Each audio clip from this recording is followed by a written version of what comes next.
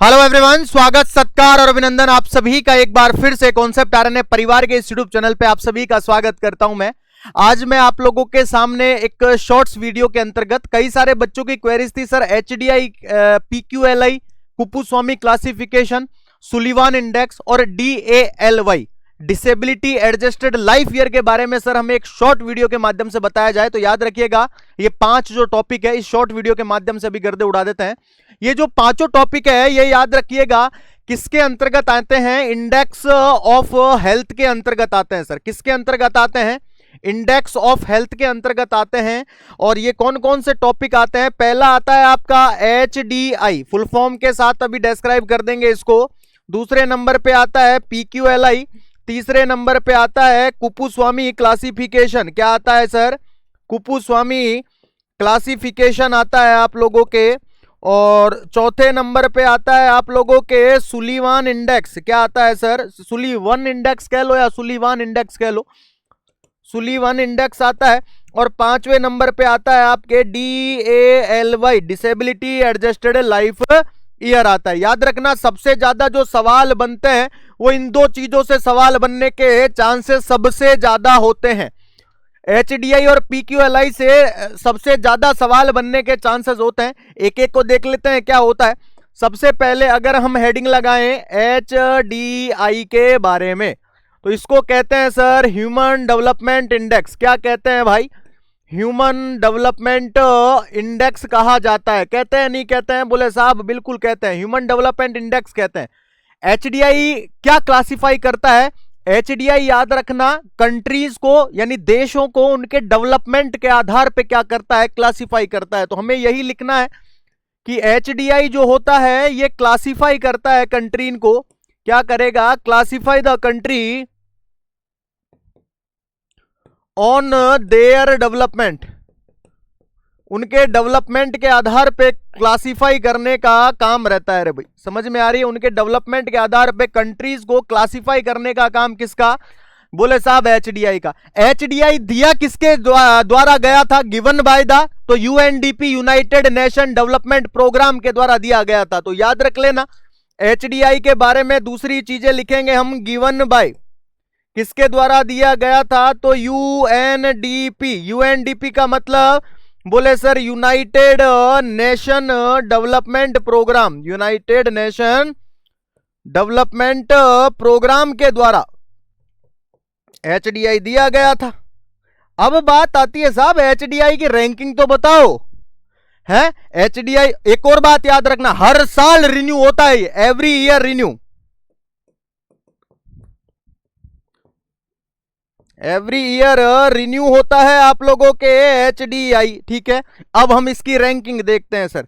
अगर मैं इसकी लेटेस्ट रैंकिंग की अगर मैं बात करूं, लेटेस्ट के अंदर अभी 2025 का ही दिया हुआ है डाटा, 2026 का डाटा अभी दिया नहीं है, तो ध्यान दीजिएगा। 2025 के अंदर 193 कंट्रीज के अंदर जो अभी रिसेंटली जो हमारा इंडिया है अभी 130वें नंबर पे। कितने नंबर पे है? 130वें नंबर पे है। इंडिया की रैंकिंग कितनी है? 0.685 है अभी रिसेंटली, क्योंकि 2026 का डाटा आया नहीं, 25 के अंतर्गत अब हम काउंट करते हैं। अगर सवाल आएगा तो 25 को मार्किंग देकर के आपको जवाब देना है। ठीक है, ये याद रखिएगा आप सभी बच्चे। अगर मैं बात बताऊं आपको एक और, अगर हम छोटी सी बात देखने का प्रयास करें तो सर फर्स्ट रैंक कौन सी कंट्री की आती है? तो फर्स्ट रैंक है आपके स्विट्जरलैंड की। किसकी है सर? फर्स्ट रैंक आती है स्विट्जरलैंड, सबसे पहली रैंक है स्विट्जरलैंड की आपके। ठीक है, इंडिया 130वें नंबर पे आ चुका है, 0.685 इंडिया की रैंकिंग है। एक और बात याद रखना, डायमेंशन बड़े पूछ लेते हैं आपसे एचडीआई के। डायमेंशन ऑफ एचडीआई याद रखना, तो अगर आप लोगों से पूछे डायमेंशन ऑफ एचडीआई क्या डायमेंशन होता है साहब, तो याद रखना 3 प्रकार के होते हैं, हेल्थ, एजुकेशन और स्टैंडर्ड ऑफ लिविंग। क्या होते हैं? एक तो हेल्थ होता है, एक एजुकेशन इसके अंतर्गत आ जाएगा, और एक स्टैंडर्ड ऑफ लिविंग आ जाएगा इसके अंदर। क्या आ जाएगा साहब? स्टैंडर्ड ऑफ लिविंग इसके अंतर्गत आ जाएगा।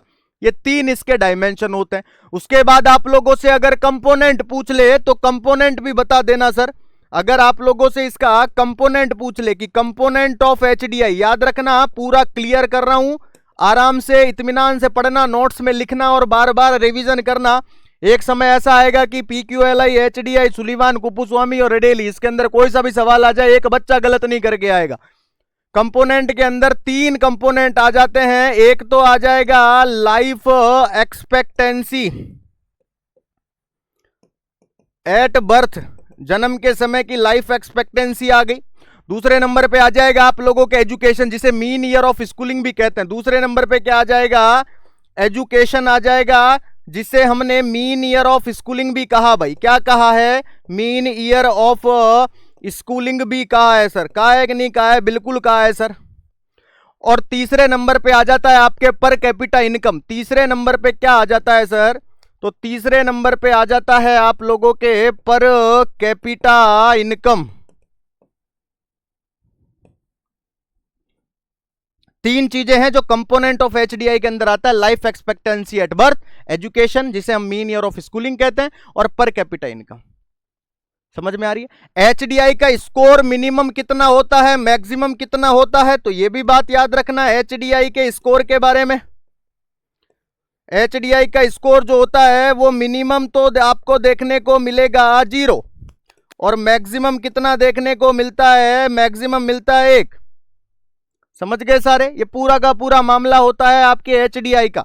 दूसरे नंबर पे आता है आपके पीक्यूएलआई। पीक्यूएलआई इसे कहते हैं physical quality of life index. क्या कहते हैं सर? अरे physical quality of life index कहा जाता है सर। किसे कहते हैं?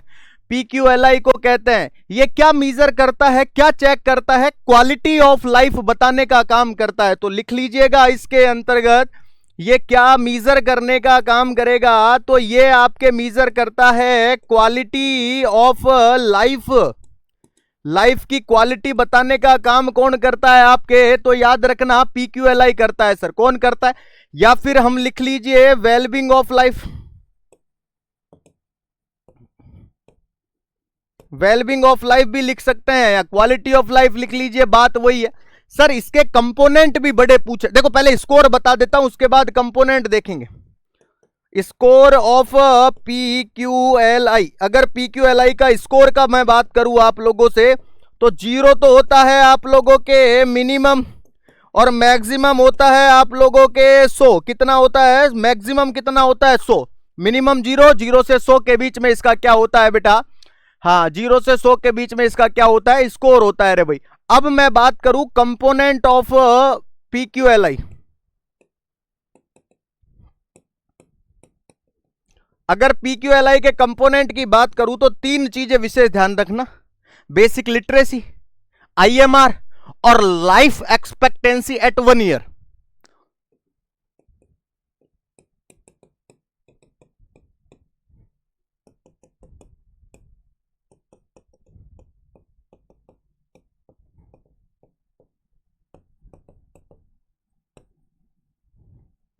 ये इसके कंपोनेंट होते हैं। किसके होते हैं सर? पीक्यूएलआई के होते हैं। किसके होते हैं? पीक्यूएलआई के। ठीक है। उसके बाद तीसरे नंबर पे आता है आपके कुपुस्वामी क्लासिफिकेशन। क्या आता है सर? कुपुस्वामी क्लासिफिकेशन आता है सर।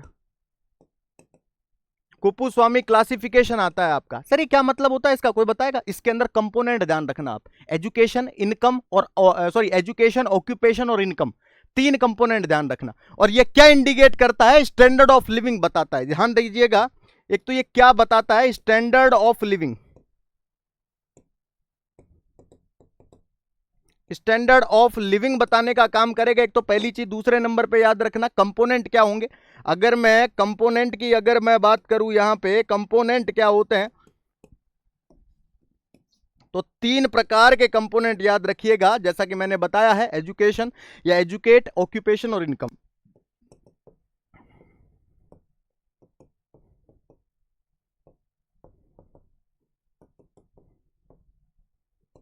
ये 3 प्रकार के इसके क्या होते हैं? कंपोनेंट होते हैं। ठीक है, तो ये भी बात याद रखना।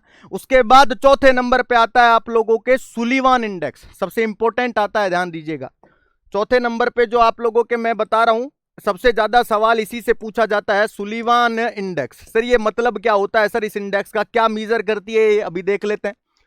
सुलिवान इंडेक्स को याद रखिएगा DFLE भी कहते हैं सर, लिख लीजिएगा इसको, इसके बारे में लिख लेना। इसको हम क्या कह सकते हैं, DFLE भी कह सकते हैं। DFLE का मतलब क्या होता है sir, disability free life year कहते हैं इसको। क्या कहते हैं, डिसेबिलिटी फ्री लाइफ ईयर, लिख लीजिएगा डिसेबिलिटी फ्री लाइफ ईयर भी कहते हैं इसको। किसको कहते हैं, वो DFLE को कहते हैं। किसको, DFLE को। ये अगर सुलिवान इंडेक्स की अगर मैं बात करूं ना आप लोगों से, तो ये दो चीजें बताता है। हम कह सकते हैं, सवाल आता है पॉजिटिव इंडिकेटर या डायरेक्ट हेल्थ इंडिकेटर।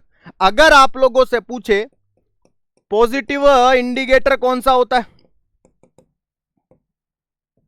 या डायरेक्ट हेल्थ इंडिकेटर कौन सा होता है,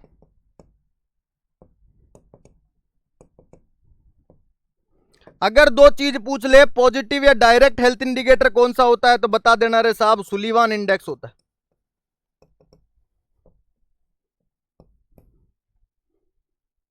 सुलिवान इंडेक्स, समझ में आ रही है बात, ये याद रखना, इंपॉर्टेंट चीज है, यही पूछेगा। Positive indicator of health, Sullivan index. Direct health indicator, Sullivan index. ठीक है। एक बार एक एग्जाम के अंदर DFLE का फुल फॉर्म पूछा था, डिसेबिलिटी फ्री लाइफ ईयर कहता है। उसके बाद जो 5वें नंबर पे आपके आता है, इससे सबसे ज्यादा सवाल इससे भी पूछे जाते हैं, जिसे हम DALY कहते हैं। इसको फुल फॉर्म याद रखना, डिसेबिलिटी एडजस्टेड लाइफ ईयर। क्या, disability adjusted life year, disability adjusted life year कहते हैं सर इसको। क्या कहते हैं, disability adjusted life year daily. याद रखिएगा, बेस्ट इंडिकेटर होता है डिजीज बर्डन इन पॉपुलेशन। अरे भाई, कम्युनिटी के अंदर डिजीज बर्डन कितना है उसका पता लगाने का काम बेस्ट किसका रहता है, DALY का है। तो लिख लीजिएगा, best indicator, best indicator to disease burden in population.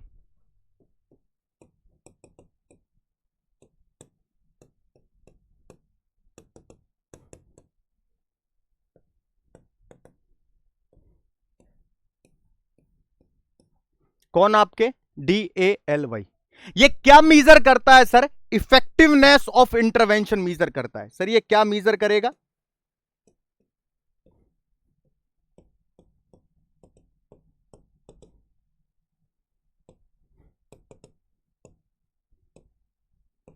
Effectiveness of intervention measure करने का काम करता है। सर DALY का फॉर्मूला भी बड़ा पूछा हुआ है, क्या होता है सर इसका फॉर्मूला, अभी देख लेते हैं।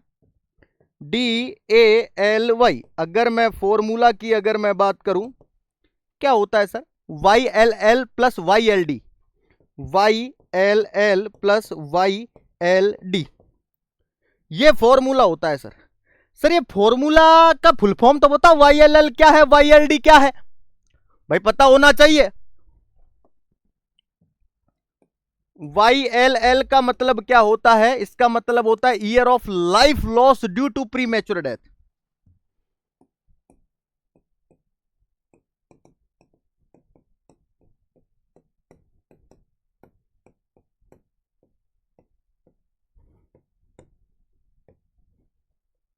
और YLD का मतलब होता है year of life loss due to disability.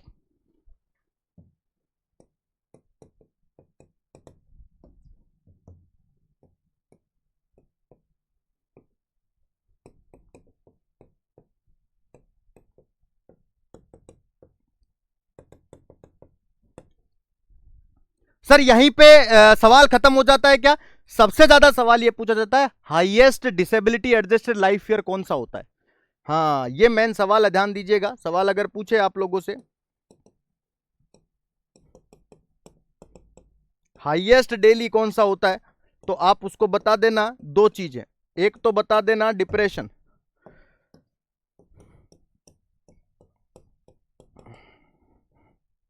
Depression है ये फर्स्ट प्रायोरिटी पे आता है, ध्यान दीजिएगा।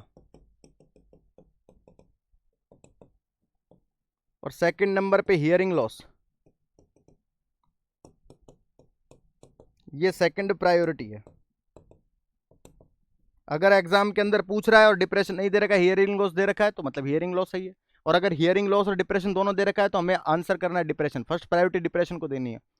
ये पूरी की पूरी पांचों चीजें आपकी होती है इंडेक्स ऑफ हेल्थ के अंतर्गत, जिसके अंदर HDI, PQLI, कुपुस्वामी, सुलीवान और डेली सबसे ज्यादा सवाल पूछे जाते हैं। याद रखना इंपॉर्टेंट है, एग्जाम के अंतर्गत पूछे जाएंगे। सब कुछ मैं आप लोगों को बिल्कुल क्लियर तरीके से लिख के बता चुका हूं। अगर ये याद करके जाएंगे, इनसे रिलेटेड एक भी सवाल आपका गलत नहीं होगा। इसी के साथ आपको मैं और जानकारी एडिशनल दे देना चाहता हूं। पूरा कॉन्सेप्ट RNA परिवार अभी इस समय जन गण मन महोत्सव सेलिब्रेट कर रहा है, जिसके भीतर 23 से 30 जनवरी तक सभी नर्सिंग कोर्सेज पर फ्लैट 25% डिस्काउंट, 2 मंथ की एक्स्ट्रा वैलिडिटी और 50% डिस्काउंट सभी टेस्ट सीरीज पर। नॉर्सेट 11 का टारगेट बैच है, ये संकल्प 2.0 जैसे 7.5 का है, तो इस पे भी 25% का डिस्काउंट है। नेक्स्ट बात करूं नॉर्सेट 10 100 डे टारगेट बैच, ये भी शानदार जनगणमन महोत्सव के अंतर्गत 25% का फ्लैट डिस्काउंट है, इसके भी। नॉर्सेट 10 MCQs बैच है, रिपीटर्स नॉर्सेट 10 बैच है, संकल्प नॉर्सेट 10 टारगेट है, mission 2.0 nursing officer life from classroom batch है, संजीवनी 2.0 12 महीने की वैलिडिटी और 24 महीने की वैलिडिटी के साथ अवेलेबल है, ये भी फ्लैट 25% डिस्काउंट है इस पे और 2 मंथ की एक्स्ट्रा वैलिडिटी। और वंदे भारत RRB 2.0 बैच, और इसके अलावा Rajasthan CHO, UP CHO, Bihar CHO और हरियाणा CHO, जो CHO लाइफ फ्रॉम है, ये 2500 का बैच है, इस पे 25% का डिस्काउंट, मतलब 1800 के लगभग ये बैच पड़ेगा, 1800 कोई रुपए का। और एक जीवन ज्योति UPSSC ANM, मतलब कहने का मतलब सभी ऑनलाइन कोर्सेज पर फ्लैट 25% का डिस्काउंट, साथ ही 2 महीने की एक्स्ट्रा वैलिडिटी। अगर 1 साल तक रहेगा तो 14 महीने तक आपके पास रहेगा। हो सकता है 14 महीने के भीतर भीतर कोई दूसरी वैकेंसी भी आप टारगेट कर दें। समझ में आई बात? तो ये याद रखना। उम्मीद करूंगा सेशन पसंद आया होगा। अगर ये वीडियो पसंद आया है तो press the like button, class को लाइक करें और इस वीडियो को तमाम अपने चाहने वालों तक शेयर करें। Thank you so much and again आप सभी बच्चों का बहुत बहुत धन्यवाद। Thank you everyone, thank you so much, thank you.